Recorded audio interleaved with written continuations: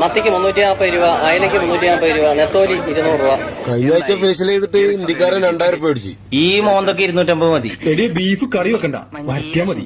കുരുമുളക് ഇട്ടിട്ട് ഉള്ളി വട്ടത്തിലല്ലേ ചെറുനാരം കണ്ട് പീങ്ങിട്ടേ. ബീഫിന് 360 കഴിഞ്ഞ പെരുന്നാൾക്ക് 350 വിഷുവിന് 20 കൂട്ടിയില്ലേ? ഈ പെരുന്നാക്ക് ഇപ്പൊ 400 ആവും.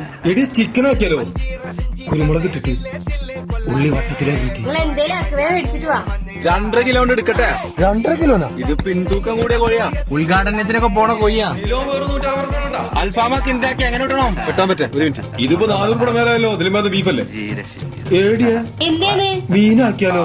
കുരുമുളക് ഇട്ടിട്ട് മീനെങ്കിൽ മീനെ മേടിച്ചിട്ട് വാ. ഞാനിവിടെ ഉള്ളി വട്ടത്തിലാണ് എന്നോട് 42 വയസ്സ് അവിട്ടം നക്ഷത്രം 360 2 കിലോ എടുക്കട്ടെ. 2 കിലോ എടുക്കട്ടെ. 360 അത് പണ്ട് ഇപ്പൊ മത്തി ആവലുടെ പുതിയാപ്പിളെ. എടിയ സാമ്പാറാക്കിയാലോ? ഉള്ളി വട്ടത്തിലരിഞ്ഞിട്ട് വട്ടത്തിലല്ല നീളത്തില്. ഞങ്ങളൊന്ന് പറയിപ്പിക്കണത്. അന്റെ പിന്നിലാലോ കൊലോ. എടോ സാമ്പാർ സുന്ദാലോ? വേറെ 70 ഉറുപ്പ്യള്ളക്കാ. പെണ്ണുങ്ങളെവിടെ ഉള്ളി വട്ടത്തിലരിഞ്ഞിട്ടുണ്ട്. ഈ വേണ്ടെടുത്ത 2 തക്കാളി കൂടുതലിട്ടാ മോനെ. തക്കാളിക്ക് 75 ഉറുപ്പ്യാണ്. സാമ്പാറിൽ തക്കാളി ഉണ്ടാവും ചേട്ടാ.